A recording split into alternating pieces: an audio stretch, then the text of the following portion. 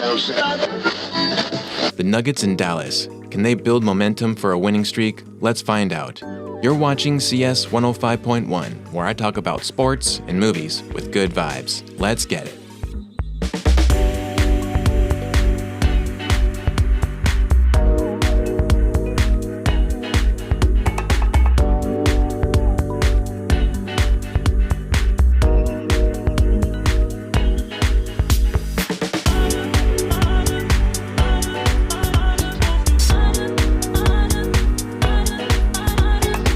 How's it going, everyone, and welcome. I'm CS Chandler, here for another take of Nuggets basketball.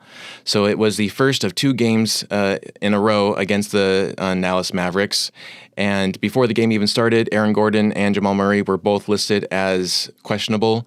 As you know, will recall, Aaron Gordon hasn't played since Christmas with that calf strain, and Jamal Murray had some knee issues in the last game, and then also, Nikola Jokić was a game-time decision because of his illness, and luckily the Nuggets completely lucked out, and they were able to solidify all three in the lineup. But Aaron Gordon this time around actually played off the bench, as he did the last time he came back from his calf strain earlier on in the season. And so far in the season, in the regular season, the series between the Dallas Mavericks and the Denver Nuggets has been tied at 1 apiece, both games in Denver. Now we move to both games, the last two games in Dallas. The last game that we played against them was horrible, with a horrible loss against them in the Cup regular season. And then the last game that we played in Dallas was a horrible loss, as Kyrie Irving put up what I think is a questionable buzzer beater, because he definitely stepped outside of bounds on that play. But that was almost a year ago. We're not even going there. Continue on here. And so the Nuggets were wearing white, the Mavs in blue. And the Nuggets got a W, man. Let's fucking go. Come on now. Final score 112 to 101. Huge win, really good feels. I know that they don't have Luka or Kyrie or even Dante Exum, but you know that doesn't say anything because a team who is down their key players just plays harder, and they've shown that before. I know the Lakers aren't horrible this season, but the Mavericks beat them down the same players, so it was a great win, and it was definitely a dogfight for sure.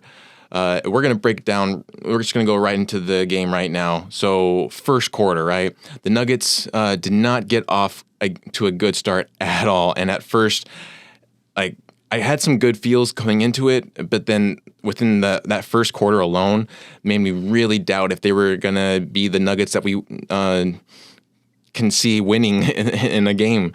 And so the Mavericks controlled the tap off the bat, and with 100% efficiency and aggressive defense, quickly gained an 11-point lead, forcing Coach Malone to call an early timeout.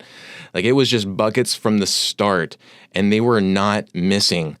Despite adjustments, Denver struggled to find their rhythm with Dallas's relentless offense, and despite fouling the Nuggets and not getting called for their defense, it disrupted the Nuggets enough to hold them to their lowest scoring first quarter of the season, and the Nuggets closed that quarter with a commanding 32 to 17, leaving the Nuggets with a steep climb ahead.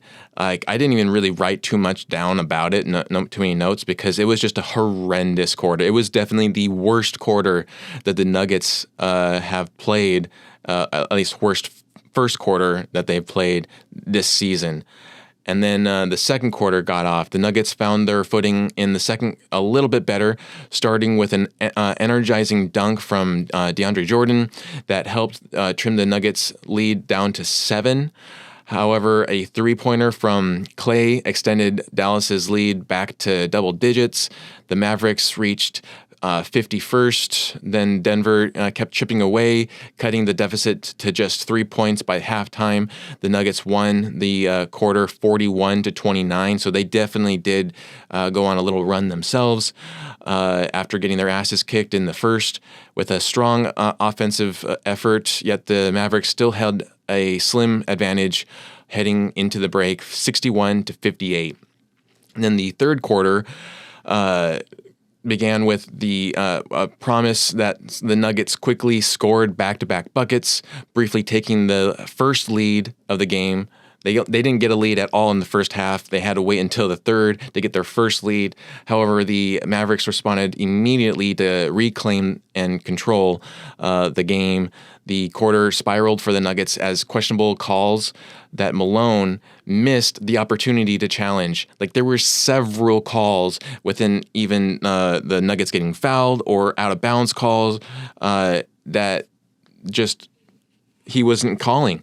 And I've noticed a kind of a pattern that whenever he doesn't call, those are usually our worst games. The ones that he does call typically end to be a little bit better because it's the entire effort of the entire team, including the coach. You just like to see him calling those things, even if, they're going to fail and be unsuccessful. At least he tries, because you can't take that challenge into the next game. So, that's definitely one of my biggest critiques on Malone. He always tends to hold on to his challenges more than he uses them. And, and then when sometimes he does use them, he uses them on calls that are clearly going to be not overturned.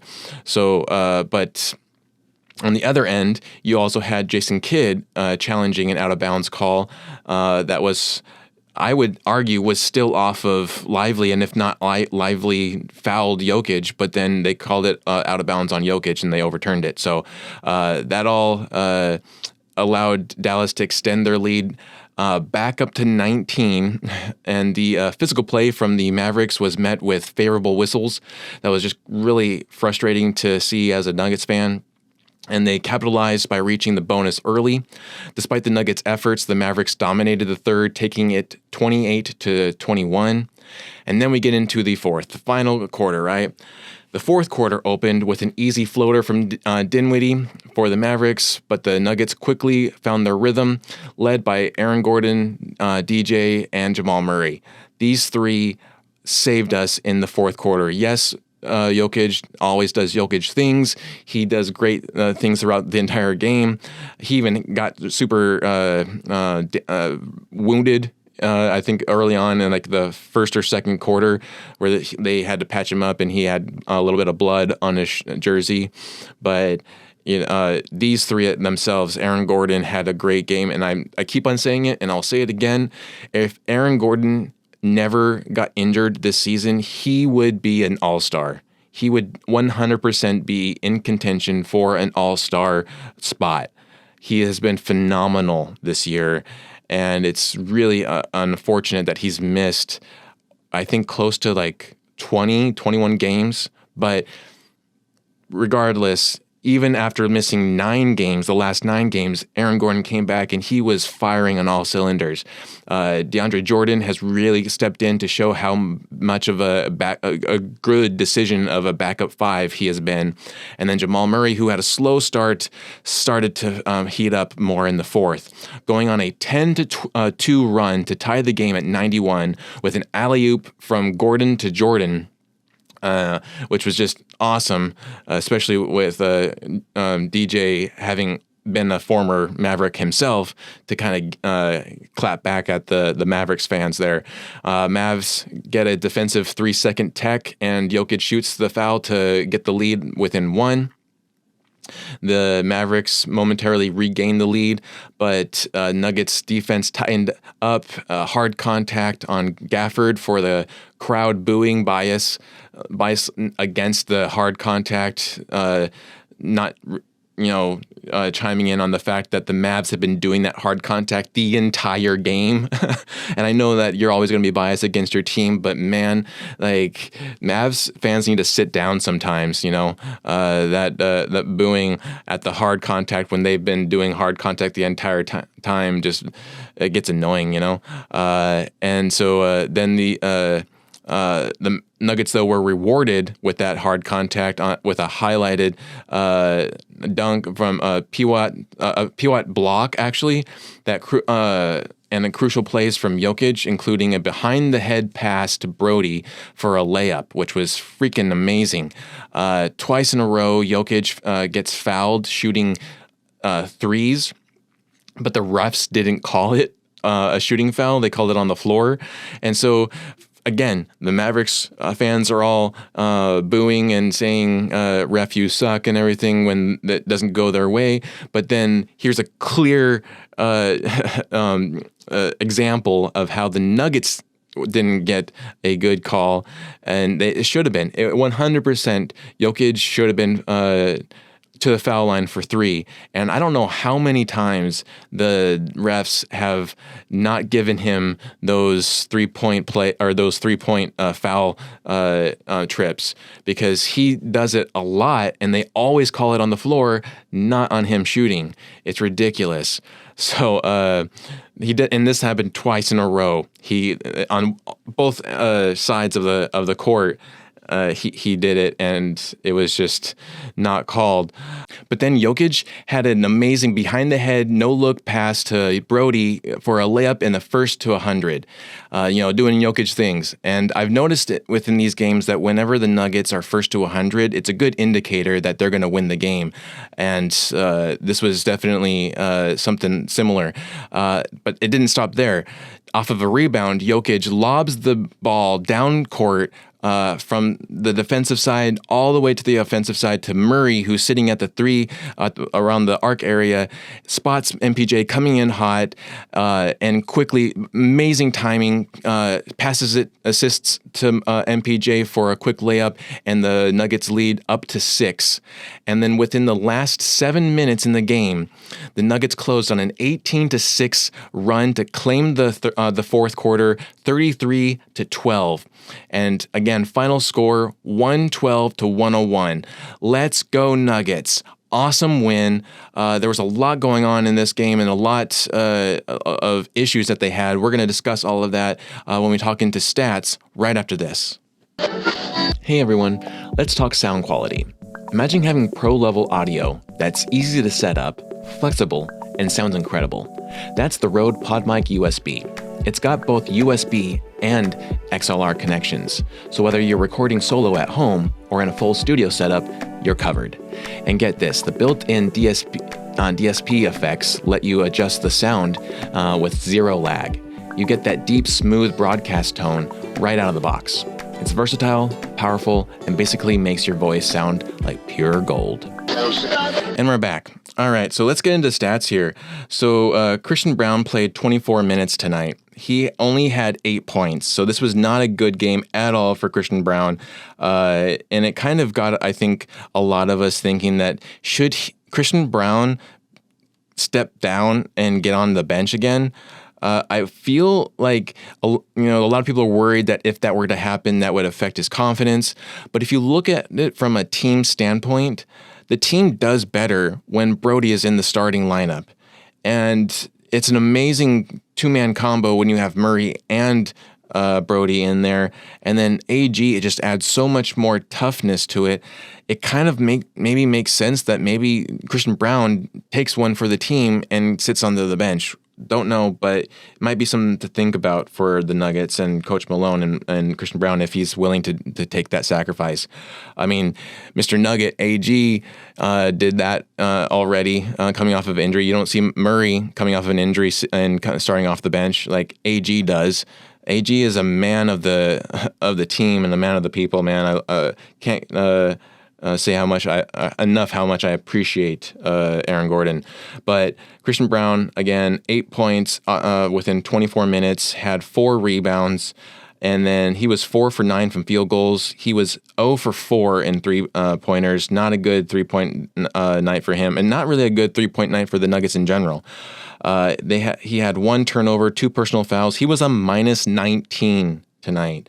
Michael Porter Jr. played 25 minutes, had 13 points, so not a great game for him either, but he did get some good stuff in that fourth, a lot of good defensive blocks and steals, even though he didn't get recorded for it. So he had 4 awesome rebounds, much needed, impactful rebounds.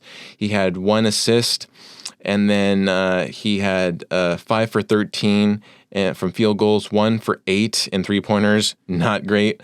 2 for 2 in free throws, though. He had 0 turnovers and 3 personal fouls. He was a +2. And that 0 turnovers is really big because the Nuggets definitely suffered from turnovers on this game. Even though their turnover rate wasn't really high, it felt high in the game, but recorded stat-wise, it wasn't very high. So Nikola Jokić played 38 minutes tonight, 19 points, 18 rebounds, 9 assists. So he had very close triple-double, almost. He had 3 steals, 6 for 13 from field goals, 0 for 2 in three-pointers, 7 for 9 in free throws. He had 4 turnovers, 4 personal fouls, was a -2. Jamal Murray played 31 minutes, 17 points, 2 rebounds, 2 assists, 7 for 18 from field goals, 2 for 6 from three-pointers, 1 for 3 from free throws, 1 turnover, 4 personal fouls, was a -5. Then we get to Westbrook, who played 33 minutes tonight, and he was the leading Nuggets scorer with 21 points, 10 rebounds, 7 assists, so he nearly got a triple-double again as well. 1 steal, 2 blocks, 10 for 17 from field goals, 0 for 2 from three-pointers, 1 for 3 from free throws. He had 4 turnovers, 3 personal fouls, was a -3. Big takeaways for the bench.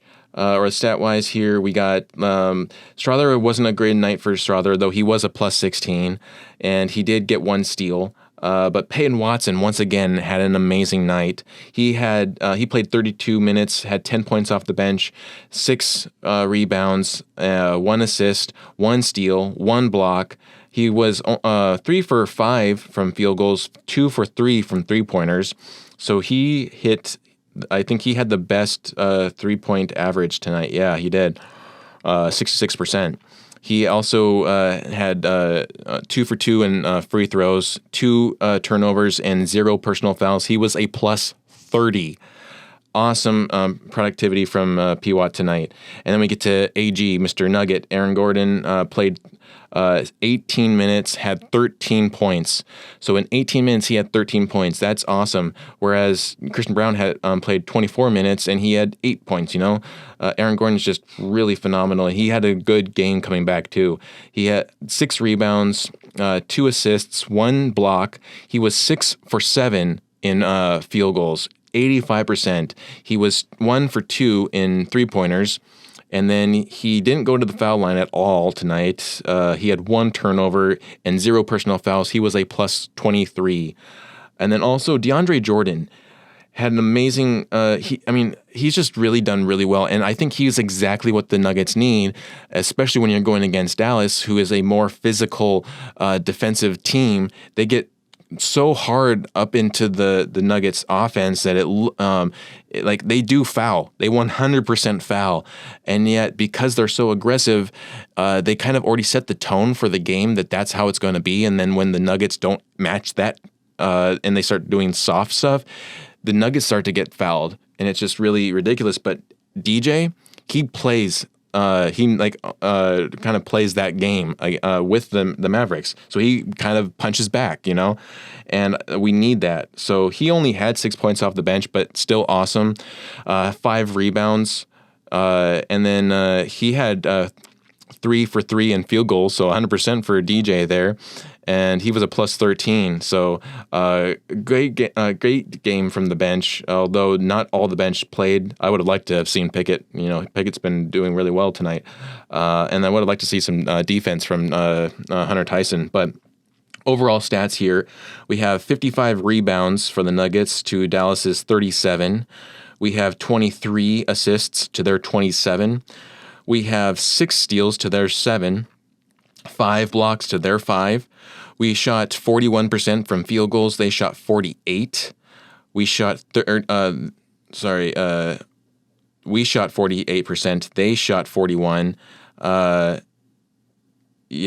then we shot 21% from three-pointers. They shot 35, which again is crazy. Like, I thought that they played more like a 60% from 3, but I guess sometimes you forget all the ones that they're missing when they're sinking so many in a row. And that's like kind of like the fouls. You don't realize that they didn't, or the turnovers, you didn't realize that they didn't make as many turnovers. Denver also had 65% from free throws. Dallas shot 76%. And then we had 13 turnovers. They had 12. We had 19 personal fouls. They had 20.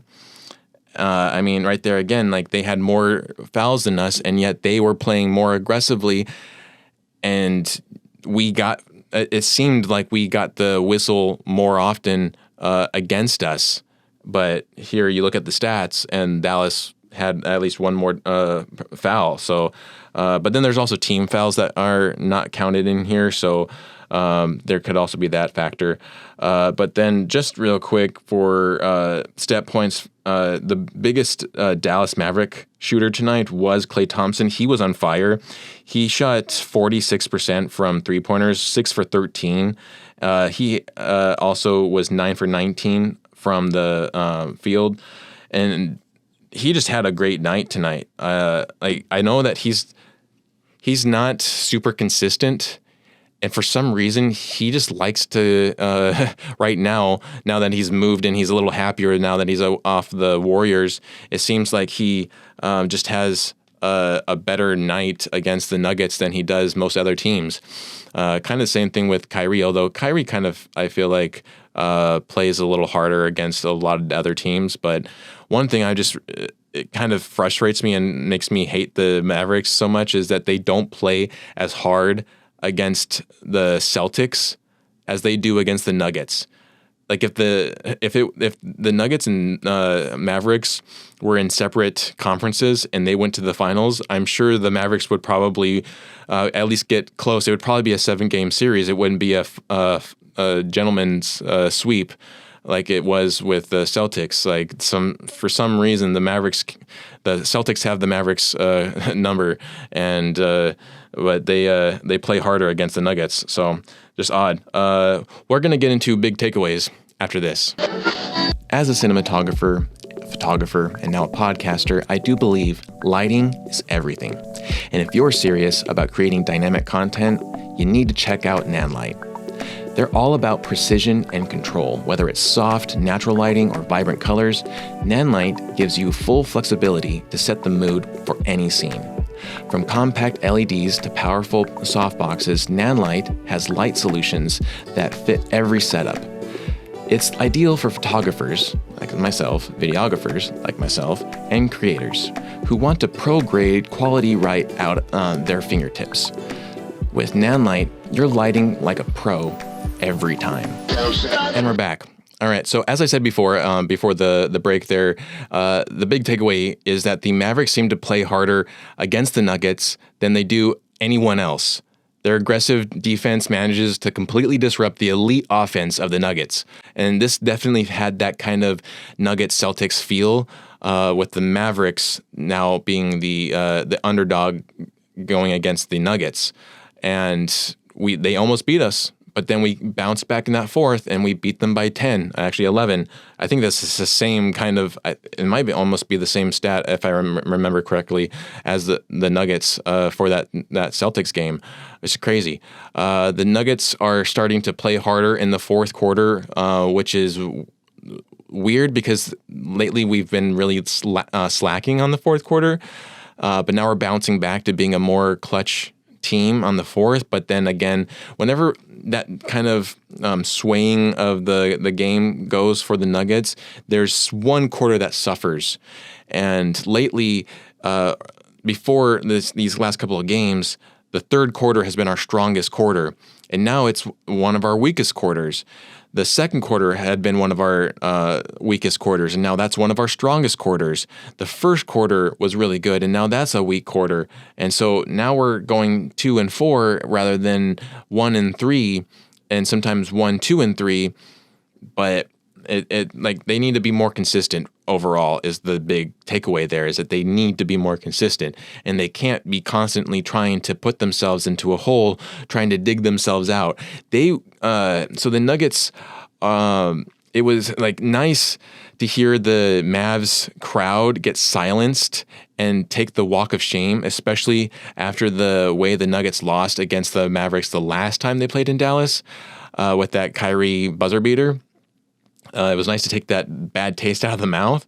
And this game was, again, just a roller coaster of a game, starting with a dip in the first quarter and then going up in the second quarter and then back down in the third quarter and then back up in the fourth quarter. It's crazy. And the craziest part is that the game actually was that the Nuggets were down by 19, not once, but twice.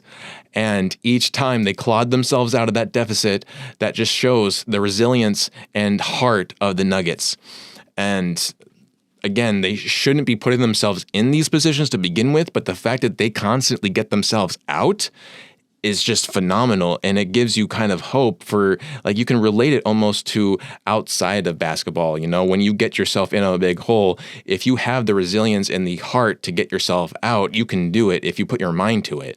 And I love that about the Nuggets. They always kind of teach that kind of second chance kind of opportunities for the common man.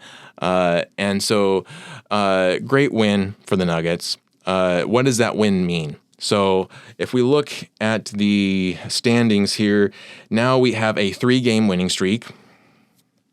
I do not want to jinx this winning streak. I'm going to knock on wood here.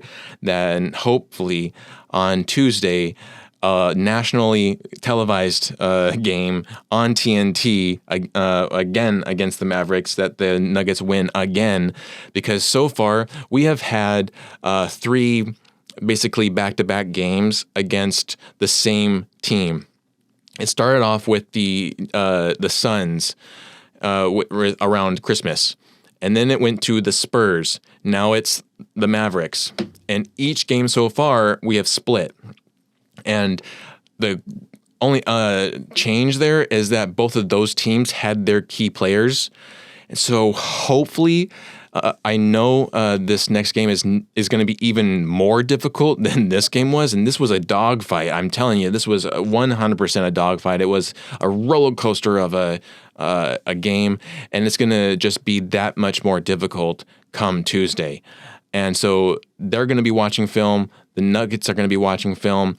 And they're both going to be trying to figure out what they did wrong and trying to correct that. And we just hope that the Nuggets stay locked in, because they typically do better after on the second game, typically. But so far, in the Suns back-to-back, they won the first game, lost the second. Spurs back-to-back, they lost the first, lost the second. So hopefully this time around, third time's a charm, we can get both wins. However, this is a back-to-back game now, with the Nuggets playing on Tuesday and then again on Wednesday, and that Wednesday game is against the second seed in the West, Houston Rockets. So this is not over at all, and it just kind of makes you wonder if they're going to intentionally tank this game just to be able to win against the Rockets. I hope they don't. I hope they win and stay locked in for both games, but they've definitely got to manage their energy level and their